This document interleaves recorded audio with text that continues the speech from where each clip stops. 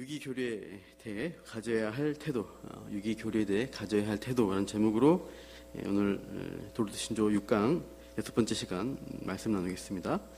우리가 지금 큰 틀에서 보면은 이 도르트신조를 보고 있는 이 교리가 5대 교리 중 첫째 교리인 선택과 유기 교리 중에서 있는 항목들을 살펴보고 있어요. 나눠준 프린트물 맨 위에 박스 위에 네모친데 위에 보시면 첫째 교리 제목이 있습니다. 한번 읽어보시죠. 시작. 하나님의 선택과 유기. 선택과 유기인데 그것은 하나님의 선택, 하나님이 하시는 일로서의 선택과 유기라고 하고 있어요. 그러니까 하나님이 하신 일을 우리가 정리해 본다면 하나님의 사역은 창조와 섭리라고 합니다. 하나님이 아무것도 없던 무에서 세상을 창조하셨고, 그리고 창조한 후에 그냥 만물이 알아서 가도록 한 게 아니라 계속적으로 섭리하시면서 이 만물의 하나님의 목적대로 이끌어 가시고 있다는 것입니다. 그래서 이 섭리란 것은 만물을 보존하시고 이끄시고 목적대로 다스린다, 이 뜻입니다. 그래서 하나님이 어떻게 이 섭리하시는가? 그러니까 닥치는 대로 그때그때 일하시는 게 아니라 다 계획하셔서 그대로 일하십니다. 그 계획을 조금 어렵지만 따라해보세요. 작정이란 말을 우리가 씁니다. 그러니까 창조와 섭리 둘 다 하나님의 작정하신 그 계획 안에서 이루어지는 것입니다.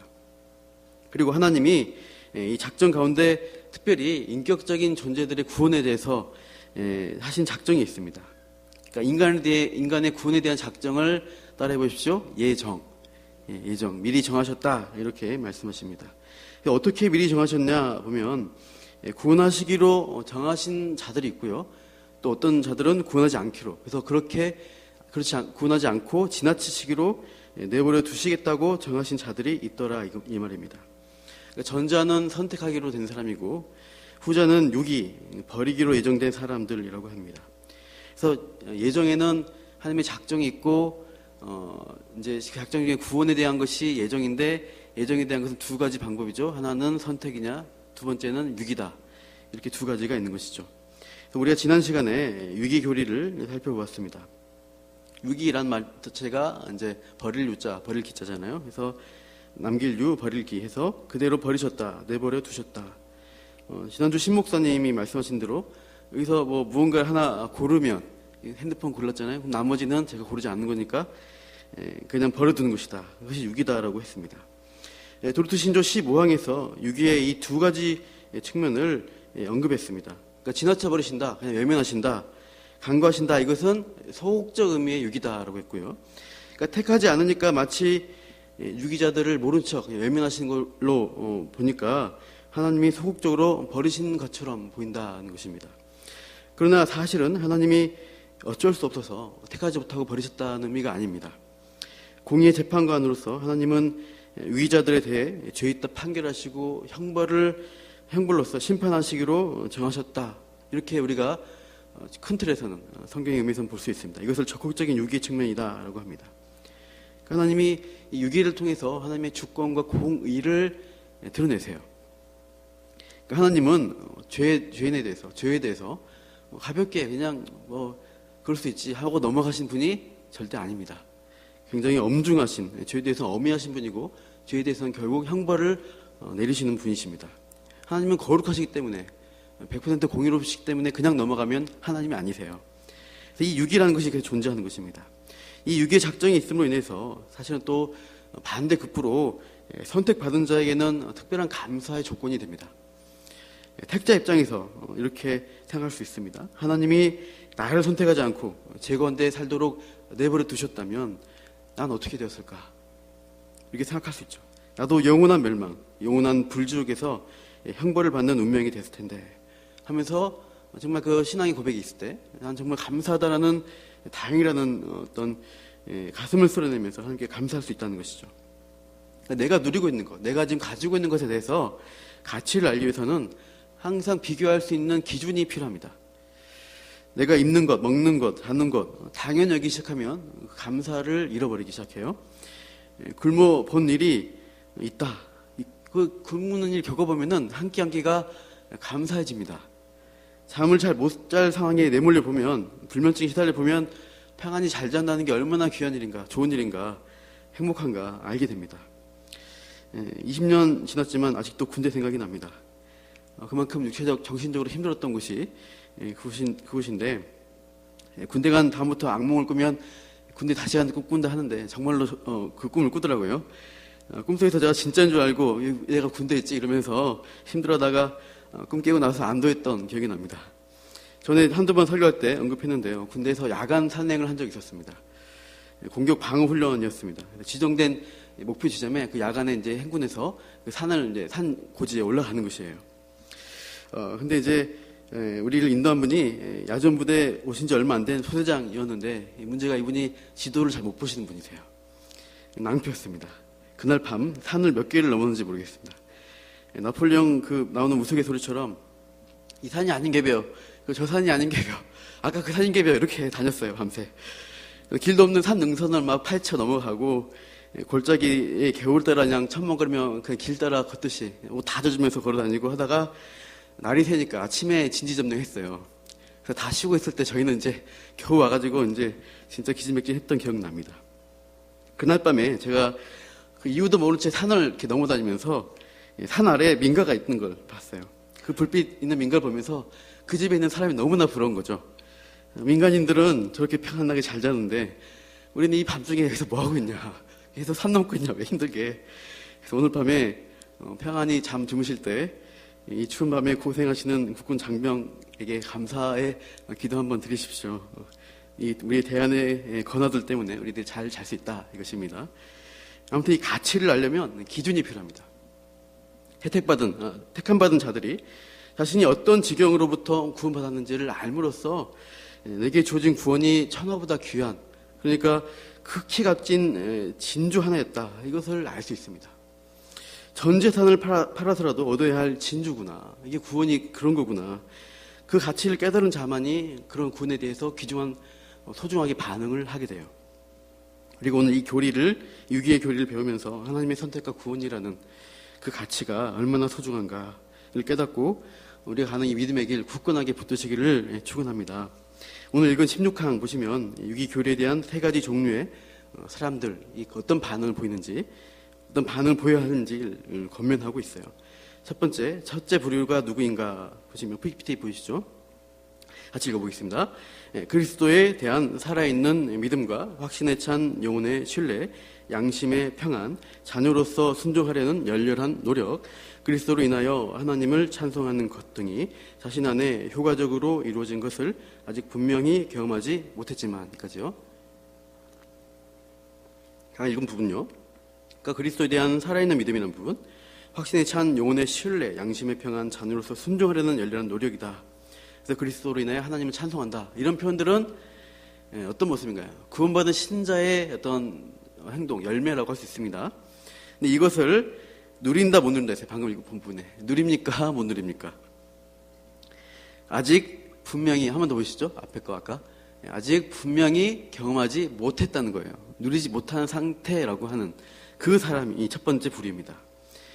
그것을 효과적으로 이루어졌다는 것을 경험하지 못하기 때문에, 그러니까 그리스도에 대해서 아직 살아있는 믿음, 참 믿음을 누리지 못하는 상태에 있는 사람입니다.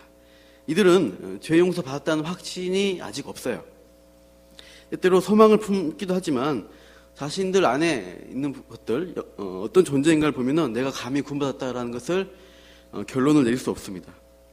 그러나 한편으로는 교회에 와 있어서 설교로 말씀을 들으면서 그리스도의 사랑에 대해서 말씀을 들을 때 감동을 받습니다. 그리스도에게 이끌려간 느낌도 있어요. 근데 그 감동과 느낌이 순식간에 말라버립니다. 그래서 그냥 잊어버리고 은혜의 열매까지 맺히지 못하는 정도. 그래서 자신이 은혜 받지 못했다라고 생각하게 됩니다. 그래서 오늘 이 유기와 같은 말씀을 들을 때 이 첫째 부류 사람들이 그리스도에 대한 살아있는 믿음을 아직 경험하지 못한 자들은 이렇게 생각합니다. 내가 과연 택함받은 자에 속할까? 내가 하나님이 지나쳐버리신 그룹에 속해 있으면 어떡하지? 즉 나는 유기된 쪽에 속한 게 아닌가 하는 그 비밀스러운 자기만의 두려움을 안게 됩니다. 혹시 이 자리에 계신 분들 중에 내가 그렇지 않을까 고민하신 분이 계실까요? 나는 유기자가 아닐까? 여기서 유기자는 구기자 이런 차 종류가 아닙니다. 유씨 가문의 신문 기자, 이 기자 군부대 이런 것도 아니고 버림받았다는 의미의 유기자. 심각한 표현이죠. 하나님으로부터 버림받은 유기자가 아닐까 이 생각을 할 수 있어요.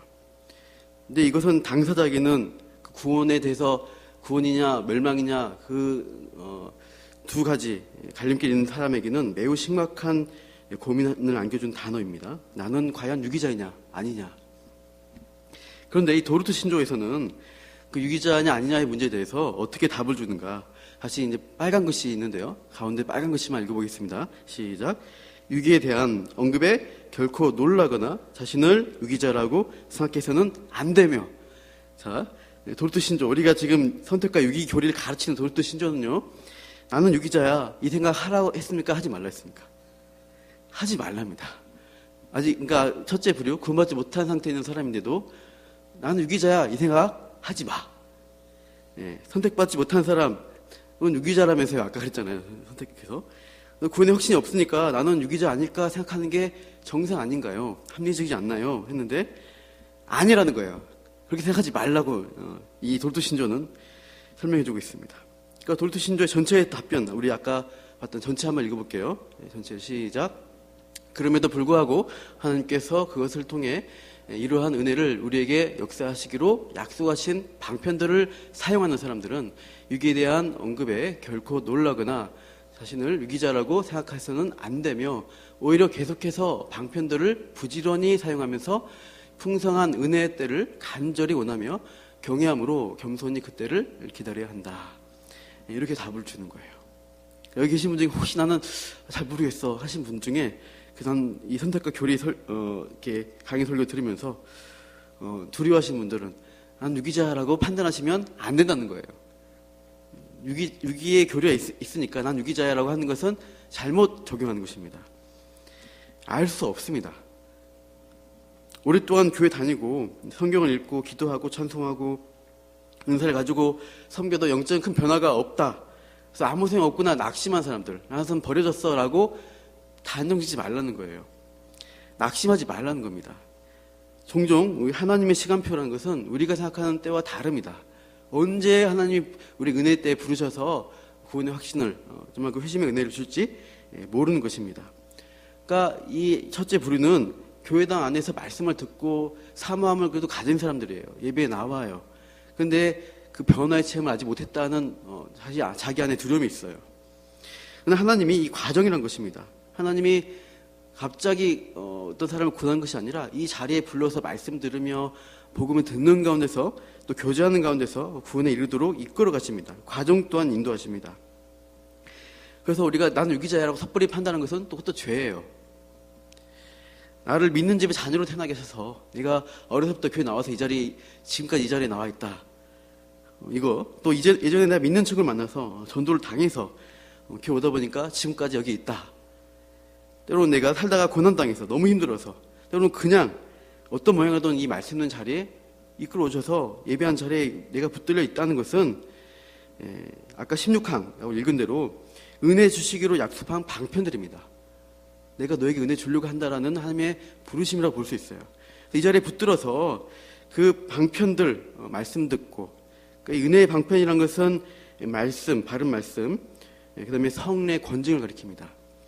예배 시 선포된 말씀과 눈에 보이시는 의식으로서의 이 신앙 고백하는 성례, 그러니까 세례와 성찬 이것을 통해서 때로 교회 공동체 안에 또 말씀에 위배된 것들에서 권징받고 책망받으면서 우리가 우리의 삶을 이렇게 다시 새롭게 하는 거죠.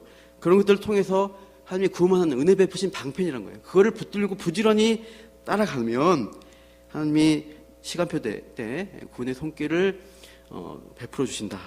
그 분명한 것을 경험할 수 있다는 것을 말씀합니다. 그러니까 그동안 내가 살아온 삶을 조용히 묵상하면서 나는 하나님 앞에 내 인생 이미 구겨진 인생이야. 난 유기자야. 낙심하면서 이제 난 버려졌으니까 예배 올 필요 없어. 난 지옥 가야겠어 하면서 예배 안 나오고 말씀 안 듣고 점점 공동체에서 멀어지고 그렇게 하라고 말라고요. 신앙생활 포기하지 말라는 겁니다. 끝까지 붙들려 받아 이 자리에 은혜의 방편을 받는 이 자리에 부지런히 이 말씀, 교제, 이 방편을 사용하라 이것이죠. 그리고 그 때를 바라보면서 겸손하게 하나님을 은혜를 구하는 것입니다. 우리 누가복음 말씀을 읽어볼게요. 시작. 내가 또 너에게 이르노니 구하라 그러면 너희에게 주실 것이요 찾으라 그러면 찾아낼 것이요 문을 두드리라 그러면 너에게 열릴 것이니. 구한 자에게 주신다는 것입니다. 하나님이 애써 구한 자에게 너는 버린 자니까 안 주겠어라고 하지 않으신 거예요. 그 사람은 사실 알고 보면 예정하신 거죠. 선택하시기로. 그러니까 그런 사람이 그렇게 반응하게 되어 있습니다. 하나님 택함 받은 사람들은 은혜의 하나님 것을 알아요. 자비로우신 분인 것을. 끝까지 하나님 붙드는 것입니다. 내가 아무리 죄인이고 내가 버림받을 것 같은 두려움이 있어도 하나님 붙들지 않으면 내가 살 수 없어라는 고백을 하게 되어 있습니다. 구하십시오. 낙심하지 마시고 구하시면 됩니다. 11장 6절 한번 히브리서 읽겠습니다. 믿음이 없이는 하나님을 기쁘시게 하지 못하나니 하나님께 나아가는 자는 반드시 그가 계신 것과 또한 그가 자기를 상 주시는 이심을 믿어야 할지니라.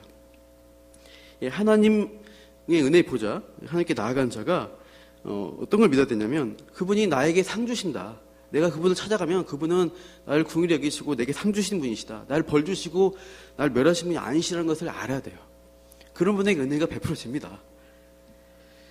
그러니까 우리가 너무 논리적으로 생각해서 하나님은 애초에 나를 이렇게 하셨으라고 내가 하나님 자리에 서가지고 내 자신이 어떤 상태인지 판단하는 것은 죄인의 형태입니다. 은혜로우신 하나님을 바라보는 게 우리가 구할 마땅히 가져야 할 태도라는 것입니다. 두 번째 부류가 있습니다. 같이 보시죠. 같이요.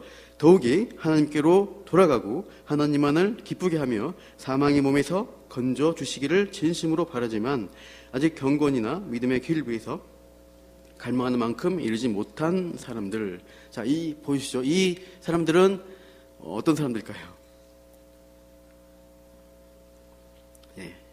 하나님께 돌아가고 하나님만을 기쁘게 하고 사망의 몸에서 건져주기를 바랍니다. 그런데 아직 원하는 만큼 갈망한 상태에 이르지 못한 사람들이에요. 이 사람들은 참된 신자입니다. 나는 완전해. 이 정도면 다 됐어. 성화됐어. 이러면 참 신자가 아닙니다. 진실하고 신실한 신자면 여전히 내가 죄성은 있구나. 내 안에 있는 유혹과 갈등하고 씨름하고 있는 자신의 상태를 직시합니다. 정직하게 인정합니다. 그래서 내 영혼의 상태를 마음으로부터 아파하고 내 부족함 때문에 하나님 도와주세요, 붙들어주세요라고 매달리는 사람인 것입니다. 그래서 난 다 했어, 충분하다 생각하지 않아요. 항상 부족하다 여기는 사람이죠. 그래서 참된 신자라고 할 수 있습니다. 참된 신자인데 그 마음속에 갈등이 있어요. 다 됐어라고 하지 않죠. 사도 바울 보십시오. 로마서 7장 보시면 나오죠. 내 마음에 다른 육신의 법이 있다. 내 안에 다른 법이 있어서 이 죄의 법 때문에 내가 선을 행하려고 하는데 선은 행해지지 않고 내가 원치 않는 악을 행하게 된다. 이 죄의 법 가운데 내가 붙들려서 죽겠다. 이렇게 고백합니다. 그러니까 이 상화의 길에서 내가 꾸준히 잘 전진해 가고 있어. 난 잘 되고 있어. 라고 또 할 수 있지만 또 때도 못하고 점점 더 안 좋아져요. 더 성화가 안 되고 악화돼요. 악화. 더욱 죄악스러워진 거 아닌가. 더 죄에 빠지면서 또 죄를 지어요. 매우 낙심하게 됩니다. 내 영혼의 모든 게 내 존재가 다 어두워졌어. 나 어떡하지? 그래서 마귀가 속삭이는 거죠. 네가 그런 죄를 짓고도, 네가 그렇게 악한 생각하고도 네가 하나님의 자녀라고? 절대 아니야. 넌 하나님의 자녀가 아니야. 넌 유기자야. 이렇게 외친단 말이죠. 귀 속에. 하나님의 참된 자녀가 이런 상황에까지 몰린다는 것은 한편으로는 당연합니다.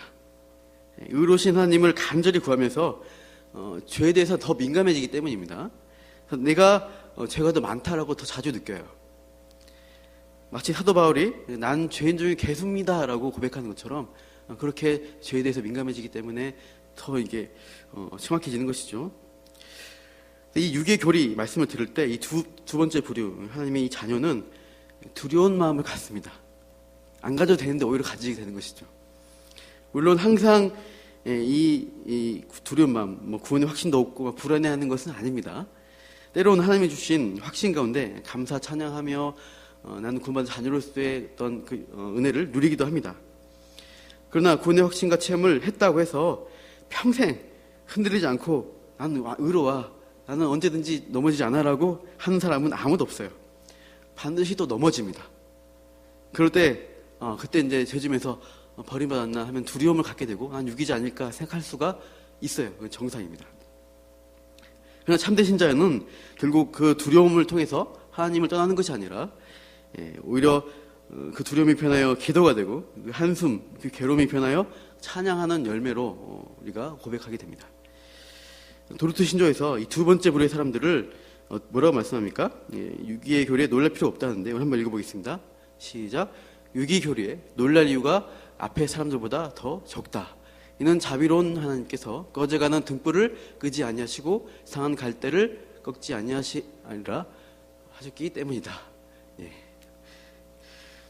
하나님이 놀랄 필요가 없다는 거예요. 그러니까 그 사람은 이제 너무 두려워하고 놀라지 말라는 겁니다. 오히려 두려워하지 말라. 그렇게 고민하고 있다면 하나님이 택함받은 자의 은혜 받은 자로서의 자리에 있는 거다. 더 안심해라라고 또 오히려 이제 격려해주고 있다는 것이에요. 너무 두려워하니까 오히려. 그래서 우리 이제 말씀 좀 보시죠. 이사야서 아까 나왔지만 42장 3절입니다. 같이 읽을게요. 상한 갈대를 꺾지 아니하며 거저하는 등불을 끄지 아니하고 진실로 정의를 시행할 것이며 하나님은 상하고 두려운 심령, 그 심령을 지켜주시고 더 격려해 주세요. 더 궁일히 여겨주시는 것입니다. 요한복음 15장 4절입니다. 내 안에 거하라 나도 너희 안에 거하리라. 가지가 포도나무에 붙어있지 아니하면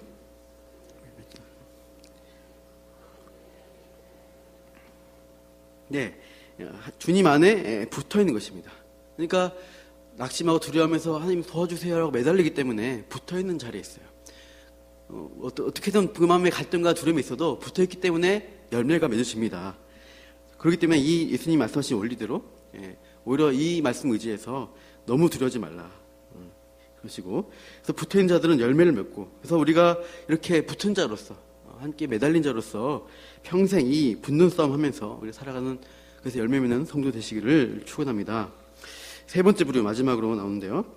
우리 한번 읽어보겠습니다. 시작. 하지만 하나님과 구주 예수 그리스도에 대하여 전혀 상관하지 않으며 세상의 염려와 육신의 즐거움에 자신을 전부 내어주는 사람들입니다.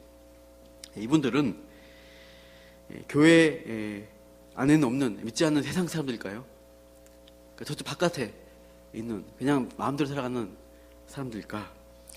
도르트 신조의 의도는 그렇지 않습니다. 교회 안에 있는 자들이라고 의도한 것입니다. 이 도르트 신조는 바깥에 있는 믿지 않는 사람들을 위한 것이 아니라 교회 안에 있는 신자들, 교회에 들어와 있는 성도들의 유익을 위해서 목회적인 도움을 주고자 쓰여진 책입니다. 그러니까 유기니까 넌 유기자야, 넌 지옥 가, 이렇게 선포하는 게 아니고 유기자라는 말을 들으면서 교회 안에 있는 사람들이 반응해서 더 두려움으로 하나님을 찾아가도록 어떤 목회적인 어떤 방향들을 가지고 있어요. 그래서 유기자라고 고백하지 말라는 거잖아요. 논리적으로는 있습니다. 있는데 모르는 것이죠. 그러니까 유기자라고 고백하지 않는 게 이 말씀의 의도에 맞다는 것입니다. 그래야 유익을 얻기 때문이죠. 유기자라고 해서 낙담해서 포기해버리면 그 은혜의 하나님이 아니라 무서운 하나님, 악한 하나님 이렇게 보는 거예요. 그것은 버림받은 자의 반응입니다. 유기자라는 것을 판단하지 말고 계속 하나님 붙드는 것입니다. 그래서 이렇게 해야 되는데, 그러므로 마지막 세 번째 부류는 이 교회 안에 있으면서 반응하지 않아요. 이런 선택과 교리라는 어떻게 보면 두려움을 주는 교리인데도 그냥 상관이 없다는 거죠. 그래서 하나님과 그리스도와 상관없이 세상의 염려와 육신의 쾌락만을 목적으로 살아가는 사람들이 교회 안에도 있더라, 이것입니다. 종교개혁 이후에 가장 기독교적인 사회를 이룬, 그러니까 17세기 종교개혁 이후 한 100년 지나서 기신교의 꽃이 핀 이 네덜란드 이 사회에서도 다 물어보면 누구나 다 기독교인이다 고백하는 그 사회였죠. 거기서도 그 시대에도 실질적인 불신자로 간주될 만한 교회 다니는 사람들이 많이 있었다 이거죠. 이 세 번째 부류를 해서 따로 구별해 놓은 것입니다. 하물며 이 시대 교회가 무시받고 경시받는 우리 시대는 또 교회 안에 참 많은 그런 분들이 있을 수 있다는 것을 전제하고 있어요. 이 세 번째 부류의 사람들은 교회에 다니고 성경 읽습니다.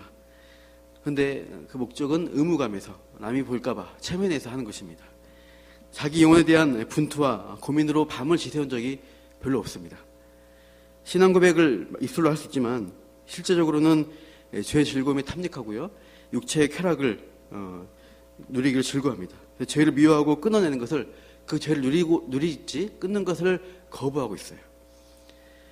그래서 이제 아까 말씀한 대로 세상의 염려와 육신의 즐거움에 전부 내어준 상태에 있습니다. 그래서 이 사람들은 교회 다니니까 들리는 말씀이 있습니다. 그래서 구원이나 이 유기교리에 대해서 들으면 조금은 고민할 수 있지만 결국 반응은 나중에라는 반응을 해요. 나중으로 미루기 십상입니다. 진지해지는 것은 나이를 좀 먹은 후에 하자. 지금은 즐기면서 사는 게 좋아. 그래서 현재를 즐기자 이러면서 겉모습만 체면상 신앙인의 가면을 쓰고 삶 자체의 중심에 그리스도를 쫓아가는 추구하는 것이 없다는 것입니다. 자기가 우주의 중심이고 자기가 하나님 되어서 그냥 살아갑니다. 항상 반응은 말씀에 엄중한 말씀을 들을 때 시간이 많으니까 나중에 천천히 그때 가서 진지하게 신앙상 임하면 되겠지라고 반응해요. 그러나 이런 태도로 교회 다니고 있다 하면 가장 위험하고 심각하다고 할 수 있습니다. 도르트 신조는 이에 대해서 뭐라고 경고하는가 읽어보겠습니다. 시작. 진지하게 하나님께로 회심하지 않는 한 이 교리를 두려워함이 마땅하다. 그 사람은 두려워한다 이거예요. 아까는 두려워하지 말라 했잖아요. 두 번째 사람은. 이 사람은 진짜 두려워하는 사람이에요. 두려움을 갖는 게 이 유기교리의 의도라는 것입니다. 넌 버려졌다 흠퍼가 안 버려졌어 포기하는 것이 아니라 돌릴 때 두려움이 일어나야 됩니다. 그 딱딱한 양심에 그 죄에 대해서 굳어있는 그 부분에 이 유기교리가 선포될 때 두려움이 확 일어나야 돼요. 그래서 어떻게 해야 돼요? 진작에 회심하지 않으면서 아무 두려움이 없다면 난 진짜 유기지 아닐까라고도 아까 하지 말라고 했지만 이제 의미상 생각해 보세요. 유기지 아닐까라고 생각해 보라 이겁니다. 그렇게 하면 뭐예요? 그 진지한 마음이 들면은 하나님 말씀 그리고 하나님의 이 심판에 대해서 심각한 두려움이 생긴다는 것입니다. 그런 두려움이 일어나게 되면 진지하게 그 두려움을 찾으면 어디로 가대요? 하나님 도와주세요. 하나님 살려주세요. 예수님께 갈 수밖에 없다는 것입니다. 은혜의 보좌 앞에 나아가 살려달라고 기도하는 자로 그래서 은혜 받는 결과를 낳을 수가 있어요. 그래서 이 유기교리 이 세 번째 부류는 두려움을 가질 필요가 있어요. 그래서 우리 중에 또 이 말씀 듣는 중에 또 두려움이 있다면 또 그런 의미에서는 또 도움이 됩니다. 하나님을 찾는 두려움으로 가야 하는 것입니다. 그러나 이건 이제 우리가 이 교리를 다룰 때 주의할 점은 아무리 약한 자라도 아무리 악인이랄지라도 속으로 생각할 때 저 사람은 유기자야 버려졌을 것 같아 도저히 구원할 수 없는 사람이야 라고 할 수 없습니다. 여러분 예수님 옆에 달려 죽은 두 강도가 있었습니다. 그 강도가 채용돼서 이제 죽게 됐잖아요. 죽게 될 때 저 사람 버림받았어라고 하죠. 예수 믿을 시간이 없잖아요. 근데 죽기 직전에 옆에 예수님과 함께 매달려 있으면서 예수님을 구주로 고백하고 구원을 받았어요. 죽기 직전에요. 누가 그 사람이 구원받을 줄 알았겠습니까? 우리는 그 마지막 때를 모릅니다. 지식의 한계가 있어요. 미래를 모릅니다. 그래서 우리가 누가 유기자야 저 사람 버려졌어 이렇게 판단하는 것은 하나님이 잘해서 내가 판단하는 죄인 것입니다. 무슨 죄를 저지르고 악을 행했어도 저 사람이 지옥 갈 사람이야 라고 규정해버려서는 안 됩니다. 그는 이 유기교리가 의도한 게 아니에요. 하나님만 이렇게 하신 거지 우리는 그렇게 해서는 안 됩니다. 우리는 어떤 사람도 구원받을 것처럼 구원의 가능성이 있는 사람처럼 대우하고 그 사람에게 복음을 전할 수 있어야 됩니다. 아무리 악해도 그 사람이 천국에 갈 수 있는 후보자 중 한 사람이다 라고 생각하고 그 사람에게 그렇게 은혜롭게 또 섬김으로 대해야 합니다. 그것이 신자의 마땅한 태도라고 가르칩니다. 그러므로 다른 사람에 대해서 이렇게 판단하시고 또 나 자신에 대해서도 내가 비밀스러운 무슨 죄, 나만이 하는 무슨 죄를 범했든지 그것이 유기자인 것을 의미하지 않습니다. 지나치게 나 자신을 치면서 낙심의 구렁텅이로 절망의 구렁텅이로 가서 하나님과의 관계에서 멀어지는 쪽으로 가시면 잘못된 판단입니다. 오히려 이 어려움으로 인해서 이 죄의 문제로 인해서 더 하나님을 찾고 구하십시오. 그렇다면 하나님은 어떻게 해요? 자비로우시고 은혜로우시기 때문에 자기를 찾는 자들에게 하나님은 상을 주신다는 거예요. 은혜 베풀어 주셔요. 그 마음에 용서의 은혜, 그리스도의 십자가의 은혜로 인한 용서를 베푸시는 것입니다. 우리 오늘 본문 처음 읽었던 예레미야 29장 13절 한번 읽어볼게요. 시작. 너희가 온 마음으로 나를 구하면 나를 찾을 것이요 나를 만나리라. 한 번 더요. 너희가 온 마음으로 나를 구하면 나를 찾을 것이요 나를 만나리라. 전심으로 하나님을 찾고 구한 자를 외면하지 않으십니다. 이 유다 말기에 예레미야 선지자 선포했을 때 많은 백성들이 하나님 찾지 않았어요. 근데 하나님이 회개하고 돌아오면 찾으면 만나줄 것이다라고 약속하시고 있어요. 내가 어떠한 죄이든 내가 어떤 상태에 있든 형편에 있든 간에 하나님은 찾는 자에게 은혜를 베풀어 주세요. 우리는 난 유기자라고 판단하는 건 안 된다 했죠. 하나님 나를 찾으면 만나주셔 라는 그 기대감을 가지고 지금은 내가 확신이 없고 두렵고 넘어져 있고 안 될 것 같고 그 인간적인 마음이 들지라도 하나님을 찾으십시오. 하나님을 구하고 넘어지고 자빠져도 이 일로 인해서 우리는 다시 하나님이 붙들면은 그 하나님이 은혜를 베풀어 주십니다. 그렇게 평생 하나님 붙드는 저와 여러분 되기를 소망합니다.